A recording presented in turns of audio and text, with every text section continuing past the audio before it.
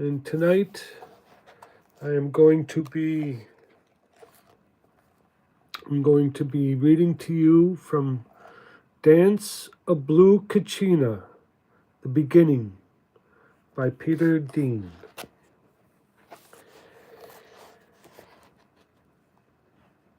You know, while I look for what I'm going to read tonight, I want to bring everybody into the age of the great recognition. And that is where we are headed now, is recognizing the truth of who we are, where we come from, where we're going. It's the great recognition. The great recognition. And this book kind of like started the great recognition off to me, recognizing from spirit who I am, who I should be, to myself and all others, including Hashem, to where I find I am recognizing tonight. It's the great recognition.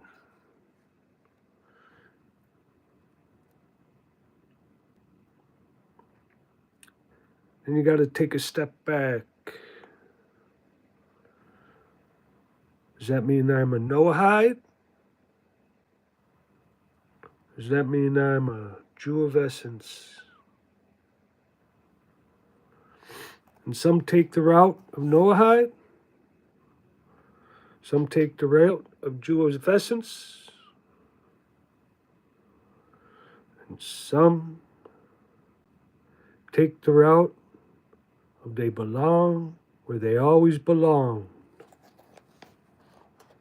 It's the great recognition. The day you recognize that Hashem is in everything and has always been there and will always be there. And so, in saying that, this is kind of like where my great recognition began. Right around this time. And I had to recognize myself first as a shaman. And this is what happened. To lead to where I am today. As a Jew of essence. It's my essence. It's what I hold. Other people in my family may have DNA found in their blood of the Hebrew tribe, or have been told that. But I show that if they hold it, I hold it. But it doesn't show on a graph or, the saliva test. So I'm a Jew of essence. I have the essence. I will never, ever deny that about me. Ever will I deny that I have ancestors that were Jewish or came from the lands of Israel at one time. I don't deny that. Doesn't show in my blood anymore. My DNA shows up in a few of my siblings, or it did show. And we're full-blooded brothers and sisters. So it's the way I got to go about this, I got to just work with the essence of it all. And so, in saying that, I'm going to read you a little bit from Blue Kachina tonight. And this was the week before the this was a week before the Dance of the Blue Kachina, or I like to say the Blue Life Bringer. You know, Kachina means life bringer. And so in my dreams, I had to dance this dance. So a week beforehand, I showed up at the place I was supposed to be, or no, it was a month beforehand. And this is the story of what happened that day. The wooden staff was leaning up against the store's door. The Mashiach's brother, Paul, was rubbing someone's feet below. Or the potential Mashiach's brother, Paul, there's a difference, you know, was rubbing someone's feet below. As he sat not far from him with a friend. The Mashiach had said some prayer feathers, or had some prayer feathers made from dove and was passing them out to whoever wanted one. He had also had a dove feather in his hair and a black strand from someone's braided hair that he had found lying in front of his blanket earlier that day. He was on Main Street in Cincinnati's over the Rhine, and the sun was shining crisp and bright. The staff leaning against the door was one that he had made years ago and used on the morning of the new millennium. It was made of a wooden stick that had a crystal ball mounted on its tip, and the crystal ball was held in place by hawk claws, rabbit fur, wrapped around the wooden staff below the ball. Then below the rabbit fur was a leather wrap, which held a couple of hanging beads and a 4-point wooden cross. He turned his eyes away from the staff as a man walked by and said they were about to have an Obama parade. He heard the drums at the end of the streets and walked down to investigate. When he asked the drummers what they were there for, they told him as they parade once every month.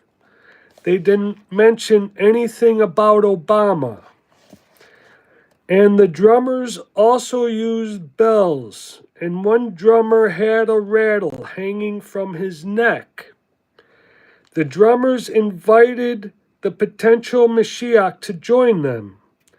They had all the instruments one needs for a pathways dance, he thought, but they didn't have sticks.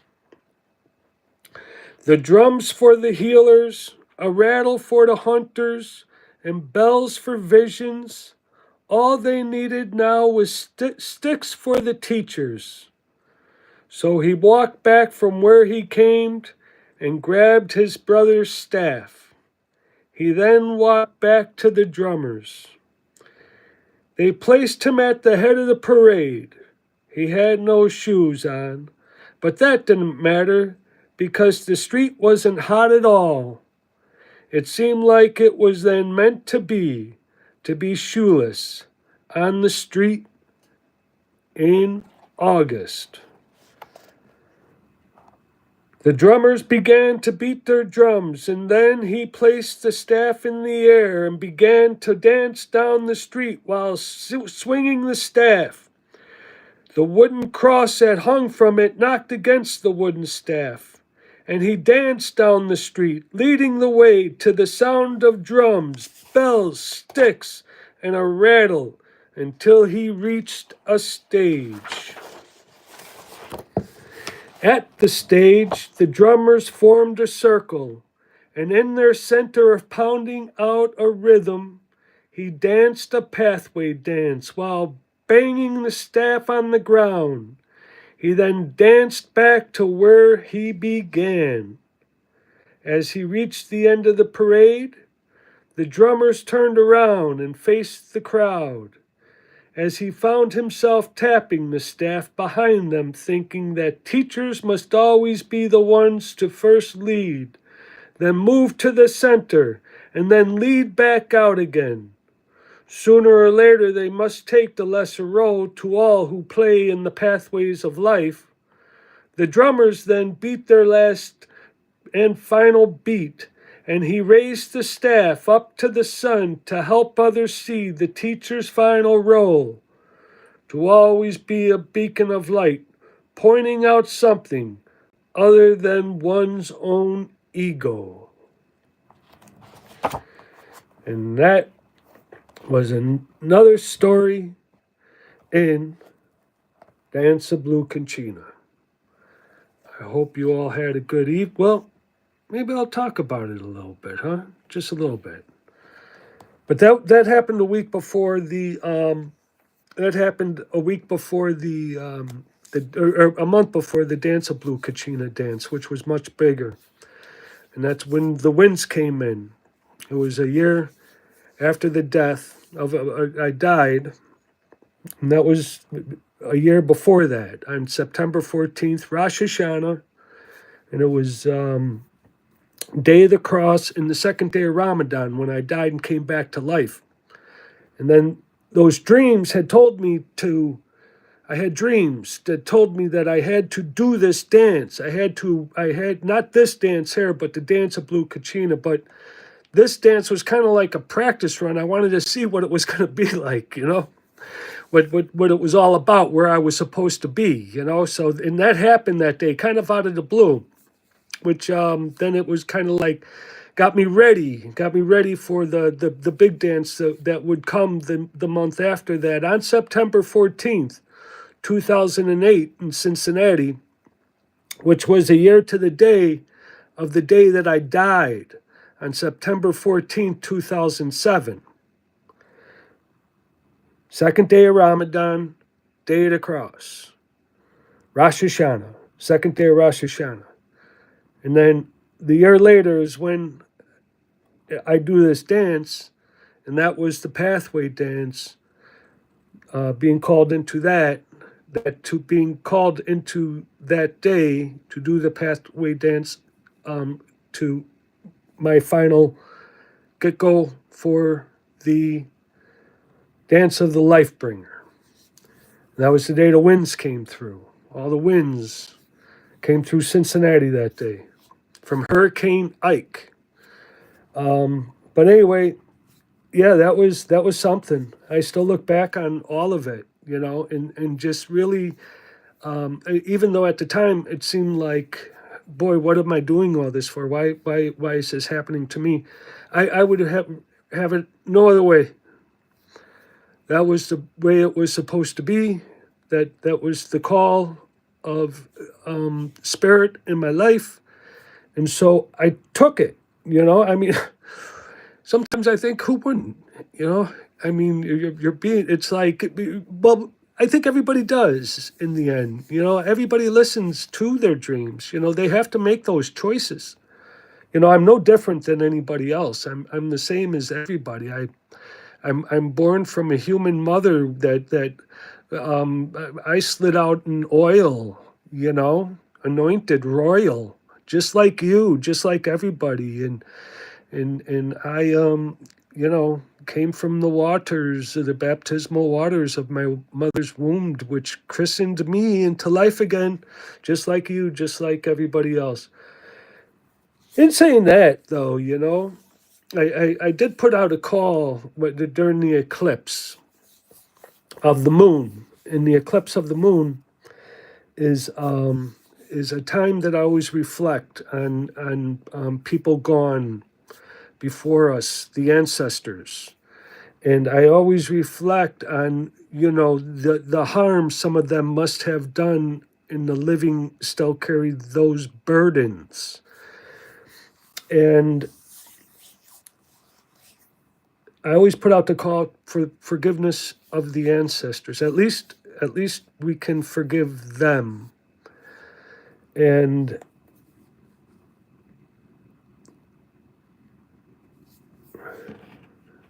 And I'm glad for anybody that did, because if we can do that, I don't know, maybe make it every Purim now. You know, that's my calling, it seems, is this day of Purim. It was the day that when my daughter was born, that she's not here anymore. But anyway, and she has a lot to do with water, but and oil. I saw her born straight out of her mama's womb. She was covered in oil from top to toe, born royal. Yeah, you know, nobody could make oil. You know, that's God's oil. That's made from the mind of God. That's being produced straight from heaven itself. Always. It comes from you. It comes from me. It comes from everybody. And so I just had somebody pop up here. It took my attention away. But anyway, yeah, it comes from you, it comes from me, it comes from everybody, the water. And so the forgiveness, and if we can at least forgive our ancestors, everybody in the world, if everybody in the world could say, even ancestors of enemies, even our own ancestors, because we could feel hurt from our own ancestors, believe me, that's where most of our hurt does come from. And that's where the love from the ancestors does come. Or I'm getting this pop up from. So anyway, that's where it comes from, and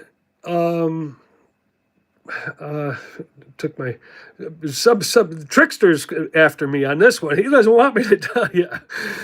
Somebody's popping up with some bullshit.